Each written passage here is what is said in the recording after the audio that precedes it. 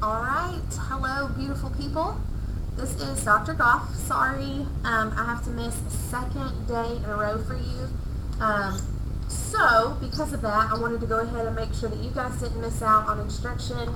The other classes have gotten it, so I wanted to make sure 5th and 6th got it as well. So, hopefully this works okay. You can follow along. And whoever your teacher is, whether it's Miss Ballard or whoever, there'll be times where you'll just have to pause it and let them write a couple things down, but besides that, this should go pretty smoothly. Alright, here's your presidential fun fact for the day. President Jimmy Carter was the first president to be born in a hospital. Yes, so if you take a look up at the presidents on the wall, he is above the door. So look at all the presidents that came before him. All of those guys were born at home or somewhere else. They were not born in a hospital. So yay for their moms. Alright, so let's recap what you guys learned on the video yesterday. So there are a few things that I want to make sure that you caught, and we're going to talk about those today. But this is one of the most important points, one of the most important takeaways that I wanted you to get from America Before Columbus, especially part 2 that you guys watched yesterday. What allowed the Europeans to take over America? That's the question. Because, again, I really want to put this in perspective for you. You have a group of people who land on this continent. There are already people here, and yet these Europeans still said, well, I'm going to claim it as mine anyway. How did they get away with that? What allowed them to do that? First of all, think about the arrogance. How arrogant and selfish you have to be to show up in someone else's home, someone else's land, and say, I don't care that you're here first. I'm from Europe. I'm awesome.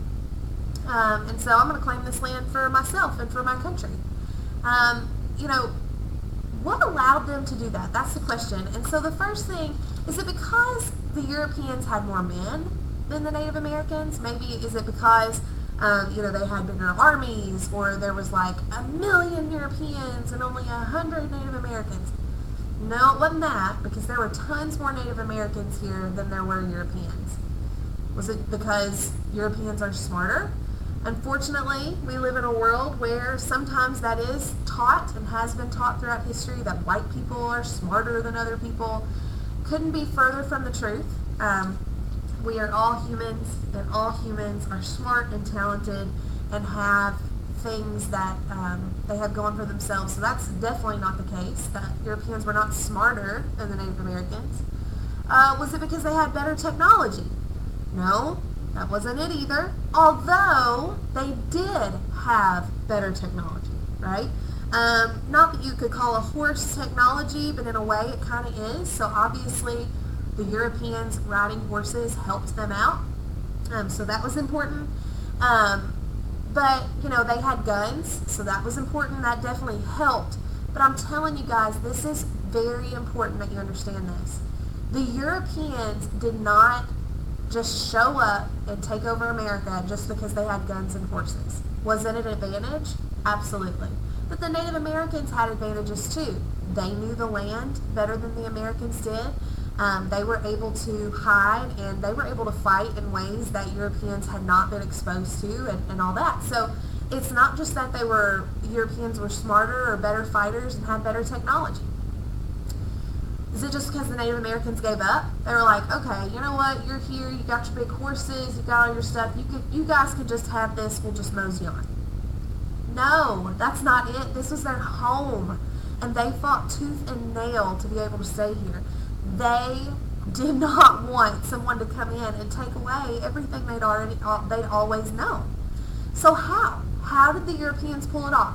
How did they win? They won with diseases. Period. Yesterday in your video, it talked about how disease had wiped out 90% of the Native Americans after Columbus got here. In the video, it also said that disease spread faster than the Europeans even could move, right? So These diseases would travel by goods, by other animals, and by humans across America. And so let's just say Kentucky. You know, not that explorers were in Kentucky, but let's just use Kentucky as an example.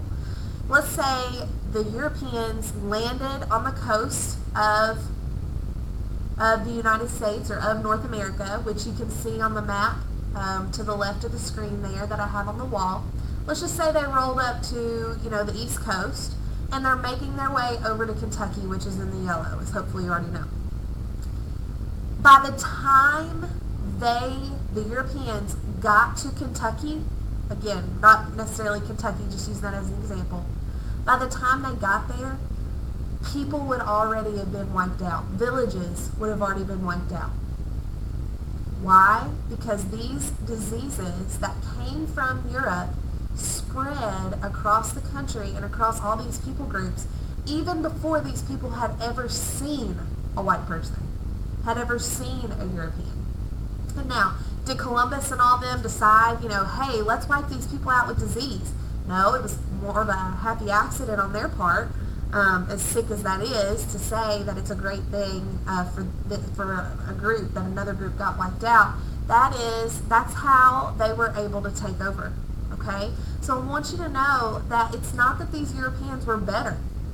It's just that they had lived on a continent that already had these diseases, and they had already built up an immunity.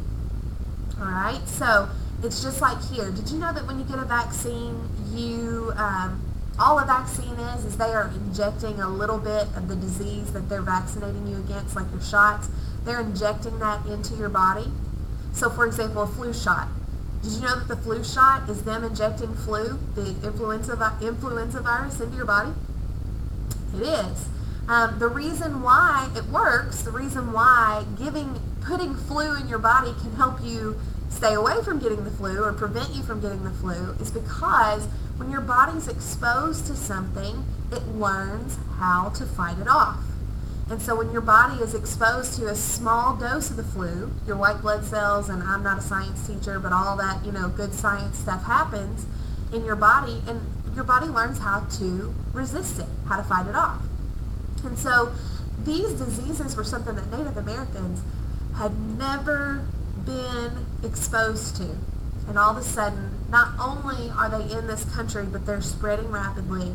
And again, I want you to understand, just like the video told you, a lot of Native Americans died from diseases like smallpox before they ever saw a European. So that's what gave the Europeans an advantage. Okay? So next, we're going to talk about the Columbian Exchange. The Columbian Exchange, it is really, you know, when you want to talk about why, or when we say why are we studying Columbus, obviously it's how white people got here to America. But also a huge part of why we're even studying this is this picture, this map, this chart. So here's what I want you to do. Here in a second, your teacher's going to pause this video, and I want you to get out your notes that we've been taking over this unit. Just draw a line underneath, and I want you to list 10 things that came from America and was sent to Europe. You pick the 10. So 10 things that came from America that was brought to Europe. And then I want you to make a list of 10 things that came from Europe that was brought to America. So for example, one of the big things that we've talked about that came from Europe to America is disease. So you don't have to list all those diseases. You can if you want. But I want you to write 10 things that came from each country, or each continent, I guess, to the other. So go ahead, your teacher's going to pause this, go ahead and make your list, and when everybody has their list done, we will talk about this map.